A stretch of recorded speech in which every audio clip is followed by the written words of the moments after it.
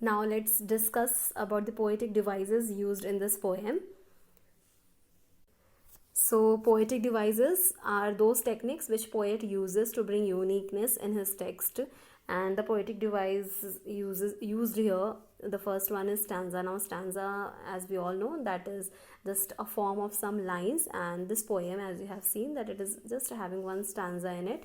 The next is rhyme scheme. Rhyme scheme also we have discussed earlier in previous video.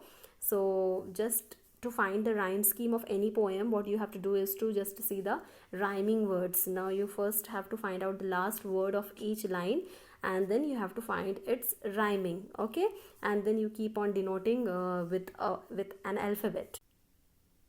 So here in the poem, if we see the rhyming words, so we can see the last word and find out the rhyming. Here the first one is fire.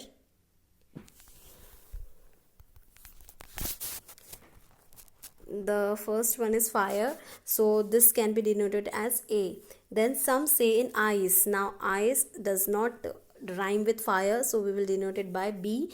The next is from what I have tasted of desire. So now desire, this sounds similar to fire, so we will write it as A.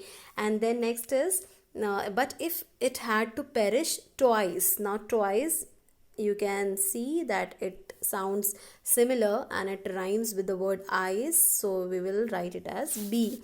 Then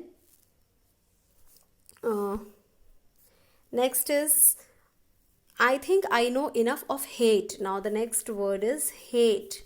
Now whether it rhymes with fire, ice, desire, toys, no, so we'll denote it as C.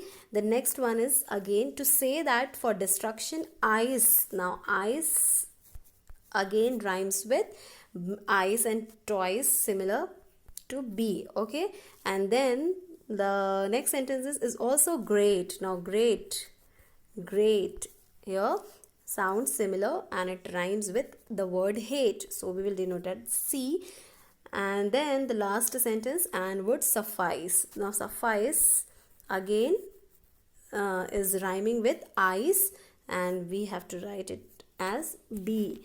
So here the rhyme scheme becomes A B A B C B C B. Okay, so I hope you have understood. Now let's move on to the literary devices used in this poem. So the first one is assonance. Assonance is nothing but the repetition of the vowel sounds and in the same line. Okay, for example, I hold with those who favor fire. So here hold O and those O is repeated. So whenever the vowel sounds are repeated in the same line, then it is called as assonance. The next literary device is alliteration. Alliteration is the repetition of consonant sounds in the same line. Okay, assonance was the repetition of vowel sounds. Alliteration is the repetition of consonant sounds, and it will be in the same line too. But you should also remember that alliteration will be possible when the first letter repeats. Okay, the starting letter should be repeated. Now here, like F in this sentence, I hold with those who favor fire. So here you can see favor F and favor fire. Okay, favor F and favor fire is repeated, F and F. So here these are called as alliteration. Next is imagery. Now in imagery, it is used to make readers perceive things involving their five senses. Means when you will read something, you will get a picturization of that in your mind. So for example, some say the world will end in fire, some say the world will end in ice. To say that for destruction, ice is also great. So these are some examples of imagery. The next is symbolism. Symbolism, I have told you earlier also, it is use of symbols to signify ideas and qualities. Just like in the poem, we have seen in a very detailed way that fire is the symbol of desires and ice here symbolizes hatred. Okay, now next is anaphora. It refers to the repetition of a word or expression in the first part of some verses. Now when the same words or phrases are repeated, then it is called as anaphora. Now, for example, some say the world will end in fire, some say in ice. So here, some say is repeated. Okay, so this is an example of anaphora. Here, some say is repeated in some verses. So this is an example of anaphora. Now next, if you will see the literary device, personification. Now personification is to give human qualities to inanimate objects. Now inanimate objects means non-living objects. Okay, in this poem, fire and ice are capable of destruction, but do you think is actually possible? No. So when such examples are used, or such expressions are used, then it is called as personification.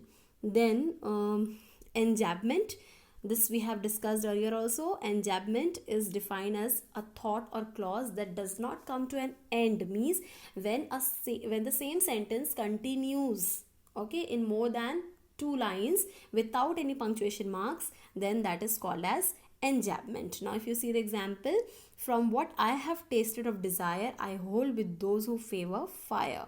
So here it is continued. And some more examples, if I will show you, then I can show you the examples of, here in the last line, see, if you see, if I think I know enough of hate to say that for destruction ice is also great and would suffice. Now from I think till suffice, there is no punctuation symbol and it has been continued till suffice. So this is an example of enjambment. Okay, here the example of enjambment starts with I think I know enough of hate to say that for destruction ice is also great and would suffice. Enjambment. Okay. Now we will just have a summarization of this poem. The speaker weighs up to two different scenarios for the end of this world. Some people think the world will end in fire, and whereas others think that ice is more likely to be.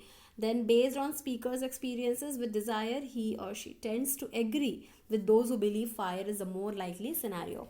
Okay, now firstly the poet has described the opinion of the other people, that some say that the world will end in fire and some say the world will end in ice. And then he has expressed his own opinion, okay, through his own experiences. He says that what he had understood about the people's desire, he is also in favor of the people who supports fire, or those who believe that fire will be the reason for the end of this world.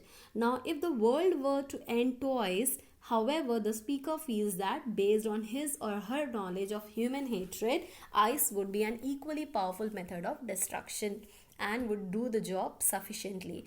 And then later on, through the last lines, the poet want to express that if the world has to end twice, or people have to die twice, then he feels that okay, then whatever knowledge he has of human hatred, he feels that ice will also be equally powerful for the destruction of this world, or for the end of this world. Okay, so this, you have seen that how Frost through his poems, or through his simple poems, he presents a very deeper meaning. Okay, so I hope you like it and you have understood. Thank you.